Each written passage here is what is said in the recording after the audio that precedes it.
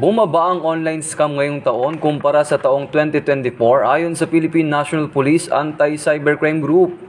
Ayon kay Police Lieutenant Wallen May Arancillo, spokesperson ng PNP-ACG, nasa 3,941 na kaso ng online scams ang na-report ngayong taon kumpara sa 7,081 na kaso na naitala noong 2024. Sinabi ni Police Lieutenant Arancillo na malaking tulong ang kamalayan ng Pilipino hinggil sa social media interaction at online transactions.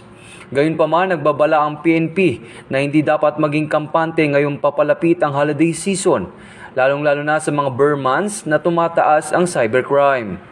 Nananawagan ng PNP-ACG na agad i-report ang anumang kahinahinalang online activities upang maiwasang maging biktima nito, lalo na't mas aktibo ang mga scammer ngayong Yuletide season.